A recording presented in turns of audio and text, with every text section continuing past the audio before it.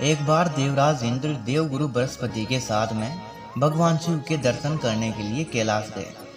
महादेव जी ने दोनों की परीक्षा लेनी चाहिए, इसीलिए अपना रूप बदला और अवधूत बन गए। उनके शरीर पर कोई वस्त्र नहीं था। उनका शरीर जलती हुई अग्नि के समान दधक रहा था और अत्यंत ही भयंकर नजर आ रहे थे। अवधूत दोनों के रास्ते में खड़े हो गए। इंद्र ने एक विचित्र पुरुष को रास्ते में खड़ा देखा तो चौंक गए, लेकिन उनको अपने देवराज होने का गर्व घेरने लगा। तो उन्होंने उस भयंकर पुरुष से पूछा कि तुम कौन हो। तो उसने कहा कि भगवान शिव अभी कैलाश पर विराज रहे हैं या फिर कहीं पर भ्रमण कर रहे हैं, लेकिन मैं उनके दर्शन करने आया हूँ। इंद्र ने इस तरीके से उससे कई सारे प्रश्न किए, लेकिन वह पुरुष योगियों के समान मौन ही रहा। इंद्र को लगा कि एक साधारण प्राणी उनका अपमान कर रहा है। उनके मन में देवराज होने का अहंकार उपजा, जो कि क्रोध में बदल गया। इंद्र ने कहा कि मेरे बार बार अनुरोध पर भी तो कुछ नहीं बोलकर मेरा अपमान कर रहा है। मैं तुझे अभी दंड देता हूँ। ऐसा कहकर इंद्र ने वज्र उठा लिया। भगवान शिव ने वज्र को उसी समय स्तंभित यानी कि जड़ कर दिया। वो वज्र वहां से हिलाई नहीं।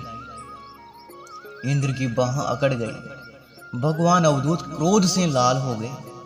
बृहस्पति उनके चेहरे पर आई क्रोध की ज्वाला को देखकर समझ गए कि ऐसा प्रचंड स्वरूप महादेव के अलावा किसी और को नहीं भाता, ऐसा कोई और नहीं कर सकता।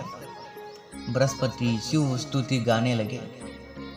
उन्होंने इंद्र को भी महादेव के चरणों में लेटा दिया और बोले, प्रभु, इंद्र आपके चरणों में पड़े हैं, आपके शरणागत हैं। आपके ललाट से प्रकट अग्नि इन्हें जलाने को बढ़ रही है। हम शरणागतों की रक्षा करें।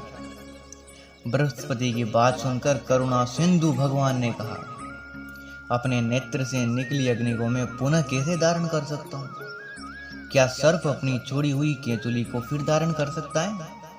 बृहस्पति जी ने विनती की, प्रभु, भक्तों पर आपकी दया सदा रहती है, आपकी कृपा सदा बरसती है। आप भक्त वत्सल और सर्व समर्थ हैं।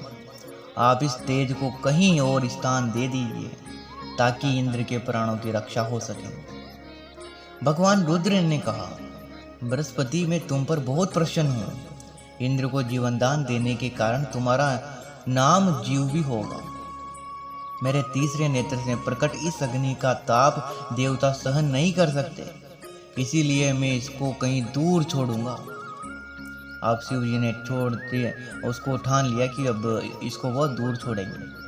महादेव जी ने उस तेज को हाथ में धारण किया और समुद्र में फेंक दिया। वहां फेंके जाते ही भगवान शिव का वह तेज तत्काल एक बालक के रूप में परिवर्तित हो गया। सिंधु से उद्भव होने के कारण उसका नाम पड़ा सिंधु पुत्र जलंधर। जलंधर जिनका नाम शंखचूड़ भी है, शिव जी के तेज से उत्पन्न हुआ था, इसीलिए परम शक्तियों से संपन्न था।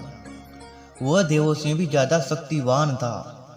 वह उस तेज से पैदा हुआ था जो इंद्र को समाप्त करने वाला था, इसलिए असुरों ने उसे अपना राजा बनाया।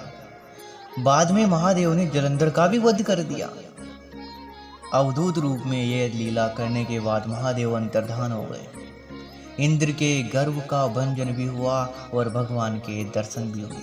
तो बोलो जय महाकाल की, और मिलते हैं अब नेक्स्ट वीडियो में। तब तक के लिए महादेव की कृपा आप पर बनी रहे। जय महाकाल।